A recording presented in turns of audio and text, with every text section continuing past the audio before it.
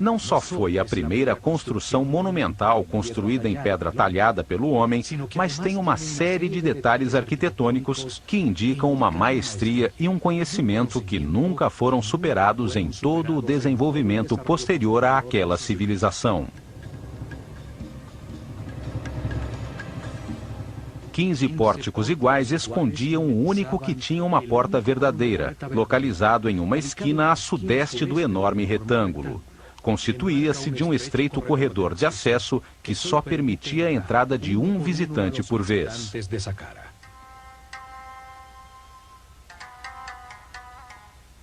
O caminho da perfeição espiritual é individual e intransferível. Ninguém pode evoluir por outra pessoa. Por isto, em Saqqara, só entrava uma pessoa de cada vez.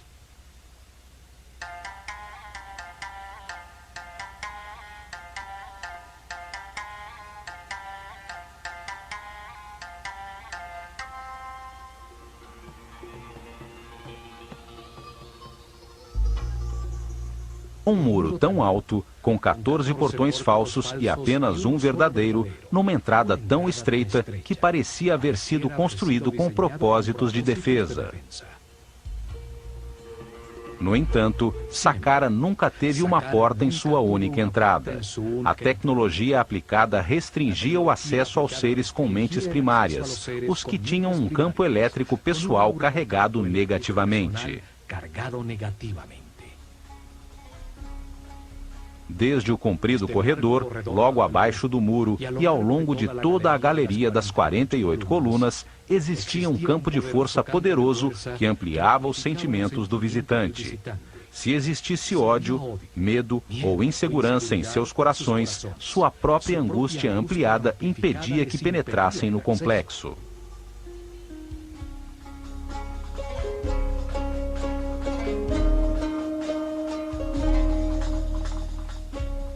Apenas os puros de coração podiam entrar em Saqqara quando o complexo e a escola de mistérios Olho de Horus funcionavam naquele local.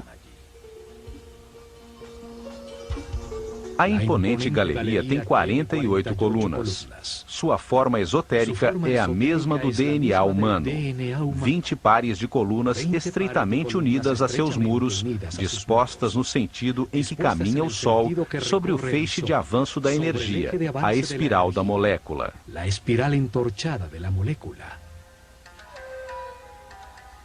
4 pares de colunas no salão transversal ao final da sequência simbolizavam a capacidade adicional de armazenar, analisar e processar informações, o que diferencia o ser humano do animal.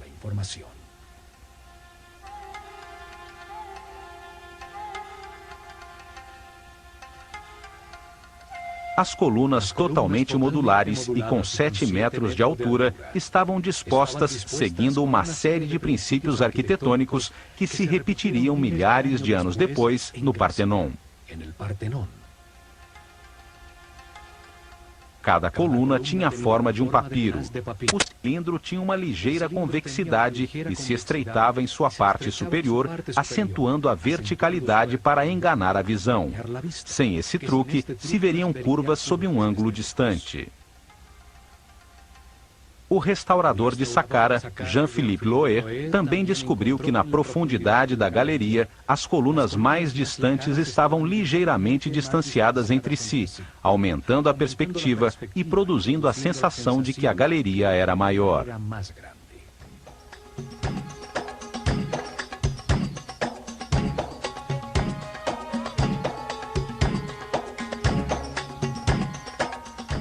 Ao atravessar a galeria, chega-se ao salão transversal das 8 colunas, unidas entre si por módulos de pedra que marcam a saída ao grande pátio das serpentes, em cujo lado norte brilhava a esplêndida pirâmide escalonada.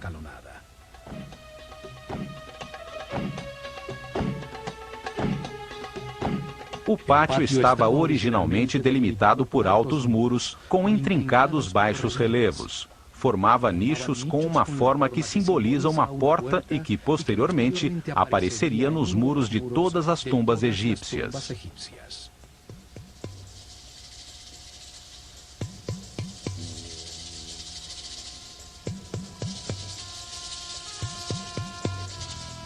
Cada porta continha um friso horizontal decorado por uma cobra. A serpente sagrada simbolizava a dualidade, devido à sua língua bifurcada e aos seus órgãos sexuais duplicados. A serpente simbolizava também a determinação para alterar a existência, para começar uma viagem evolutiva independente e tomar as suas próprias decisões. Era a fonte da origem do movimento.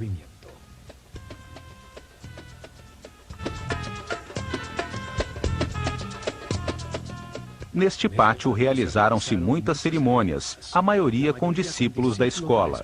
Ao menos uma vez por ano, o faraó vinha a este local para ser coroado novamente pelo sumo sacerdote da escola Olho de Horus, com uma coroa branca e vermelha que simbolizava o seu poder sobre todo o Egito. Quando o reinado do faraó completava 30 anos, realizavam uma cerimônia de renovação, chamada El-Heb-Sed.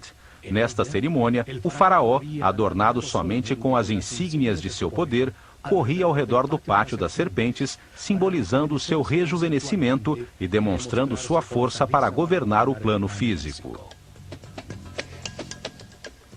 O muro na parte sul do pátio formava a fachada da chamada Tumba Sul, uma capela falsa, feita de pedra maciça, cuja verdadeira função era dissimular um dos acessos ao complexo subterrâneo.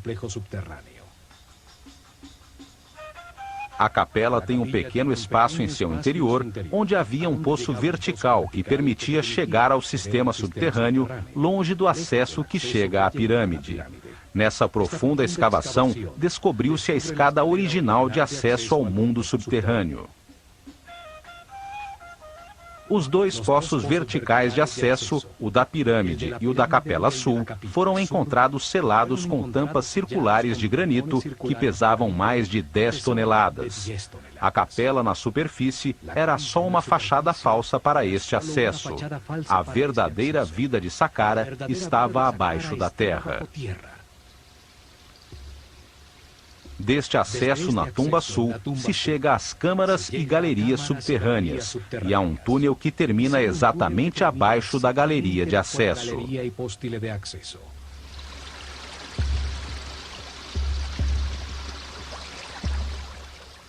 A planta de todo o complexo parece o processador central de um computador.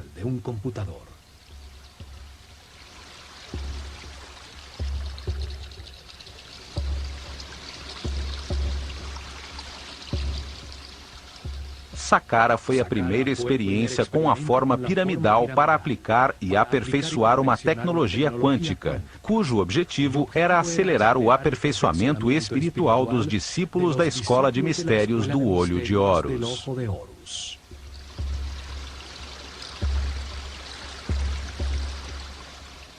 Durante 400 anos, construíram cerca de 100 pirâmides com formas, tamanhos e materiais diferentes, até que o desenho foi aperfeiçoado na Grande Pirâmide de Quéops.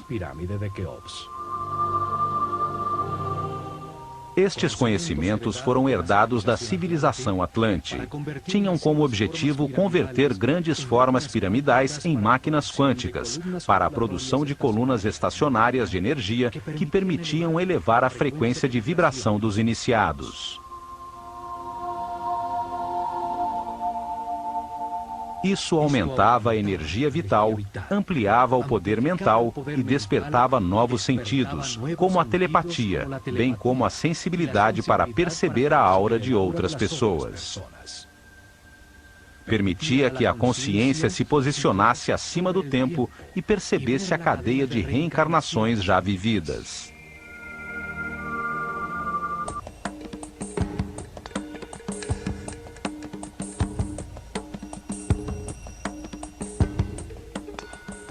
No lado por onde se eleva o sol no pátio da serpente, ainda permanecem erguidas 3 colunas. Elas formavam o centro do chamado Templo Real de Heb-Sed, um pavilhão utilizado pelo faraó e pelos sacerdotes do Olho de Horus durante as celebrações.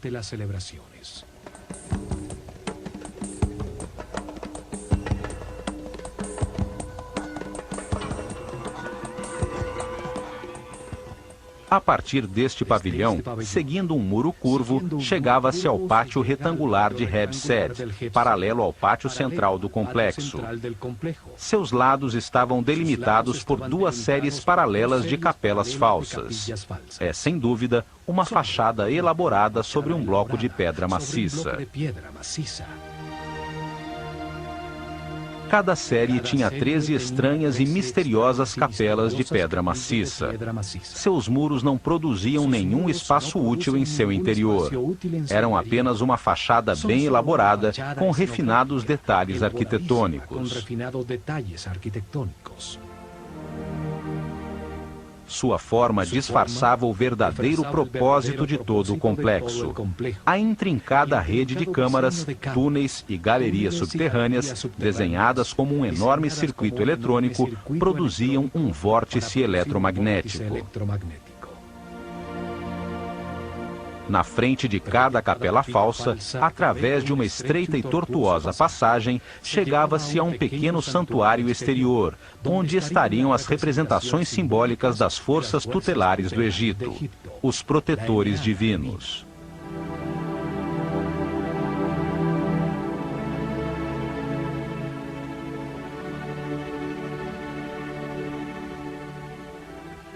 Os muros exteriores estavam decorados com os altos e baixos relevos de portas e janelas falsas, cercas falsas de madeira, séries de jets e colunas tipo flauta.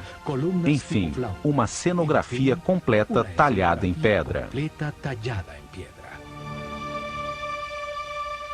Ao norte do pátio das capelas falsas, exatamente ao leste da pirâmide escalonada, estão as chamadas Casas Sul e Norte, duas construções muito maiores, mas igualmente falsas.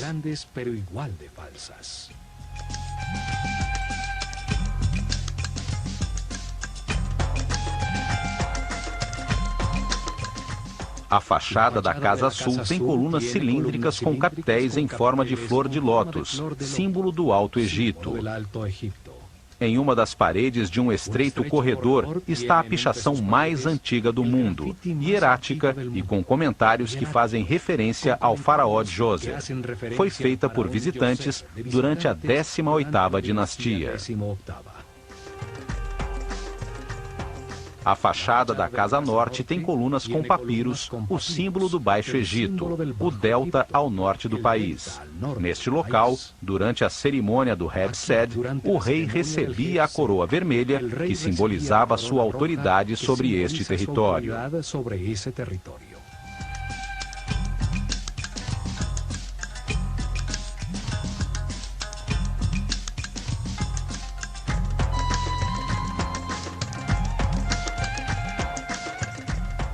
Entre a Casa Norte e o chamado Templo Funerário de Djoser, encontrou-se o chamado Serdab, uma pequena capela com 2 orifícios em um dos seus muros.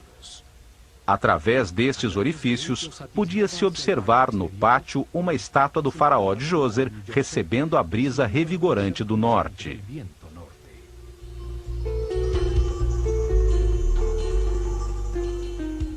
Esta figura impressionante, cujos olhos incrustados de cristal se perderam, é a primeira imagem tridimensional de tamanho natural de um monarca egípcio que se mantém até os dias de hoje.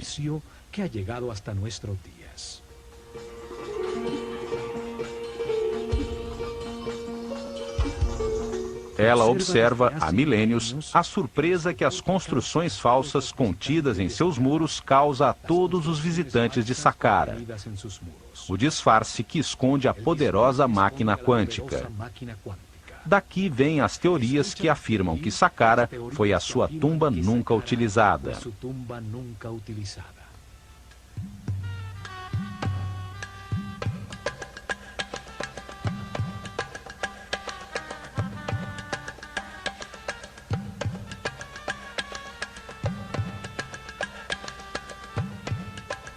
Ao seu lado se encontram as ruínas do templo anexo à pirâmide, com seu único acesso no lado leste.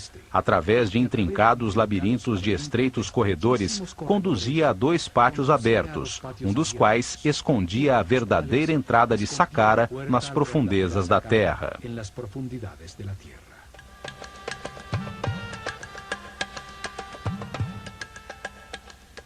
Este pátio tinha como objetivo despistar o acesso principal às galerias subterrâneas. Este esquema de um templo anexo se repetiu em todas as 108 pirâmides que foram construídas nos anos seguintes.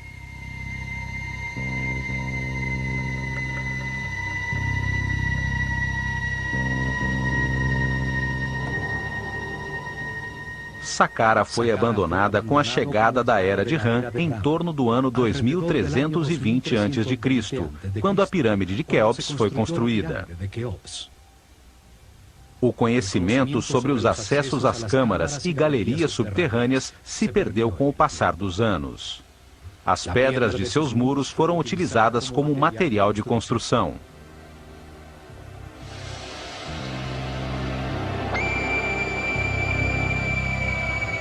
Muitos nobres de períodos posteriores construíram suas tumbas neste lugar sagrado. Hoje, acredita-se que foi um cemitério e que o complexo original é a tumba do faraó Djoser. Durante a 26ª dinastia, em plena decadência da civilização egípcia, ninguém sabia que o templo anexo escondia a entrada à câmara principal. Por ordem do faraó, foi cavado um amplo túnel do lado sul, embaixo da pirâmide, pois se acreditava que ali estava a entrada.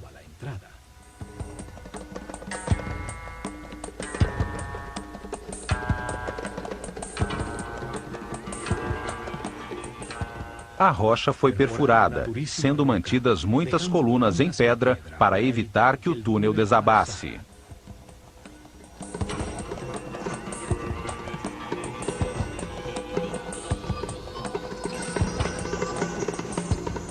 Até que chegaram à Câmara Central, um espaço vazio de 12 andares de profundidade, um poço vertical com a forma de um obelisco virtual, bem no coração da pirâmide.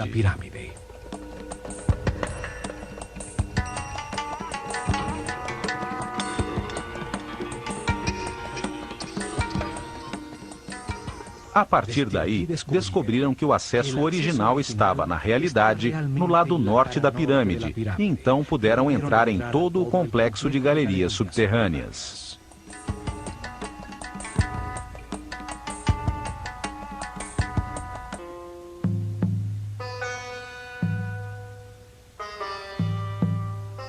A construção de Saqqara foi feita em 3 etapas, planejadas desde o início por Imhotep.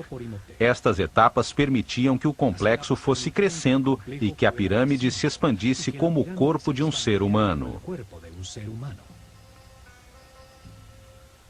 A primeira etapa começou com a construção da coluna vertebral do complexo, a escavação do poço vertical da pirâmide, que descia até uma profundidade de 30 metros.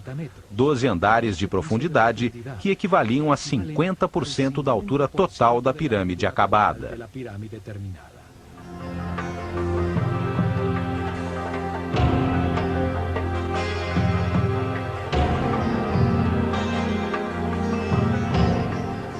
Nesta profundidade foram cavados centenas de metros de túneis, bem como uma série de câmaras e galerias, parte fundamental do sistema.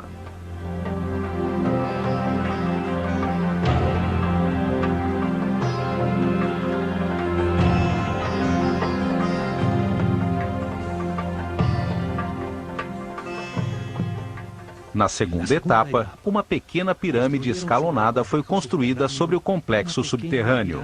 Seu peso era exatamente 50% da pirâmide projetada. Utilizava apenas metade dos recursos e do esforço total.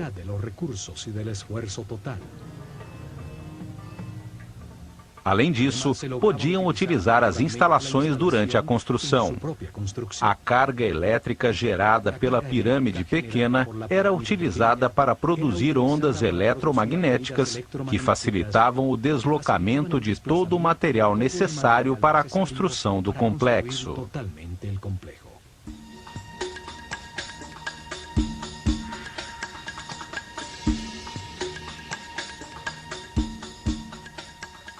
A partir da parte frontal da pirâmide, colocavam uma série de pilares chamados djed, a distâncias regulares. Estes transferiam, de um para outro, a carga de íons negativos gerados por suas massas em vibração.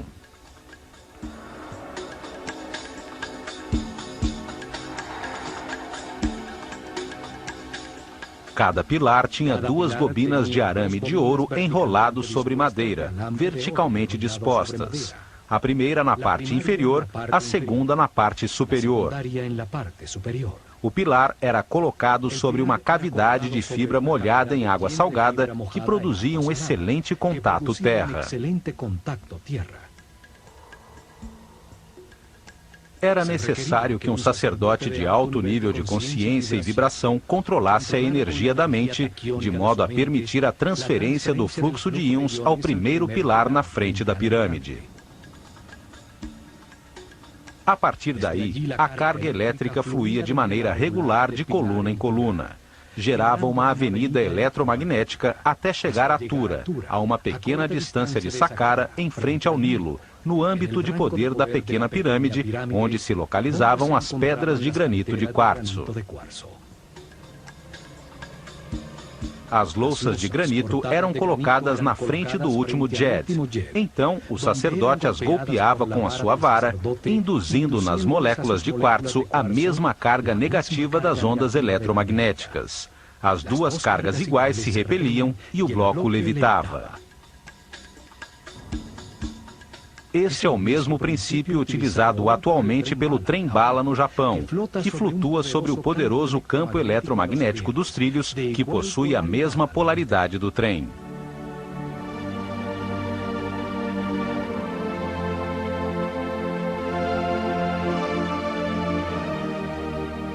Dessa forma, com a primeira linha de transporte eletromagnético, eles puderam facilmente transportar toda a pedra que precisavam para a terceira etapa.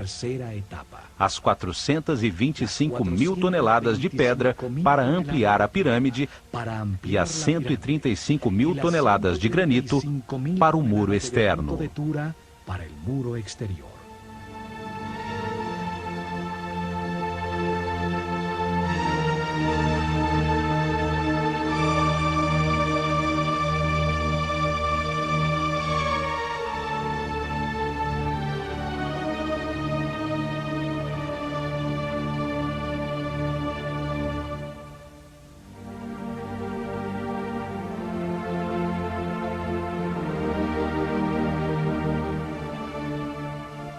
As etapas permitiam usar parcialmente a energia gerada, que aumentaria em 50% quando a pirâmide estivesse construída. A energia total garantiria uma onda eletromagnética que chegaria até Maidum, o chamado ponto médio, entre Saqqara e as pedreiras de granito vermelho no Alto Egito.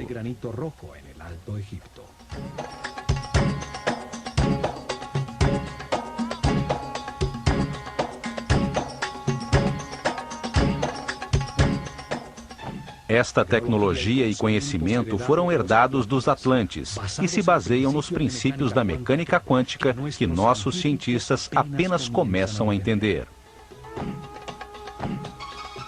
No próximo programa, continuaremos nossa análise sobre Saqqara. Entenderemos a distribuição física e o significado de todo o complexo subterrâneo que foi construído com o objetivo de dar forma a uma poderosa máquina quântica que acelerou a evolução dos iniciados.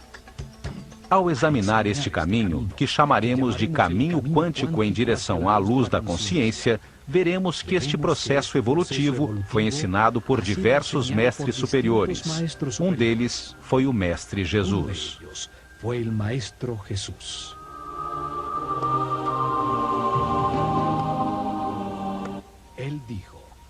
Ele disse que, se seguíssemos o caminho da luz e da vibração do amor, realizaríamos coisas ainda maiores. Ele se referia à utilização das partículas subatômicas da luz, à força criativa que deu forma a este universo.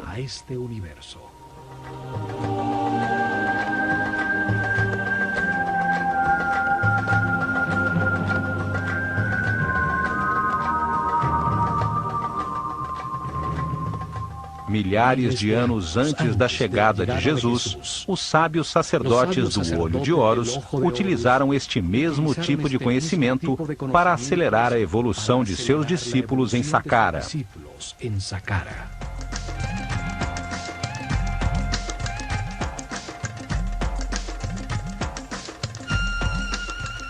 Construíram grandes formas piramidais, máquinas quânticas para a produção de colunas ondulatórias de energia, que usaram para elevar a frequência de vibração dos iniciados.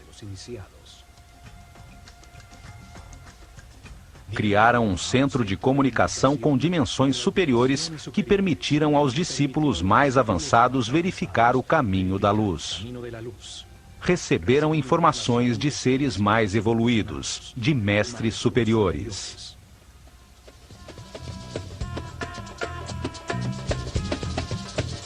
No plano físico, ao produzir estas ondas eletromagnéticas e efeitos de supercondutividade em diversos materiais, facilitaram a construção de seus templos, os livros vivos da Escola de Mistérios do Olho de Horus.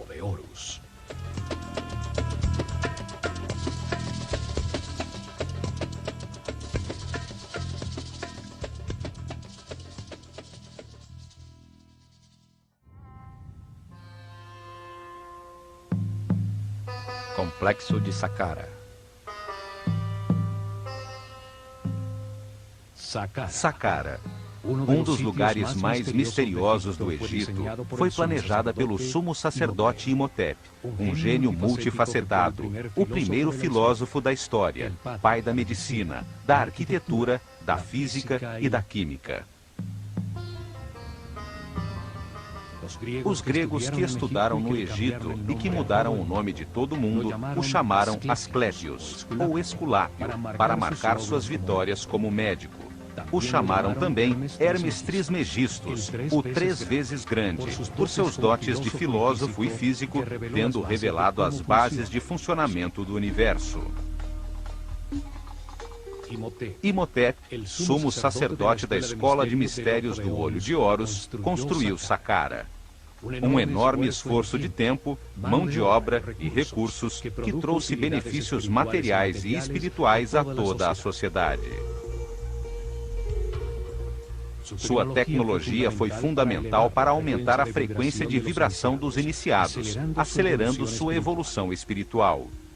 Permitiu a seus discípulos verificar que existem outras dimensões, contatar pessoas nessas dimensões e receber informações de mestres ascendidos.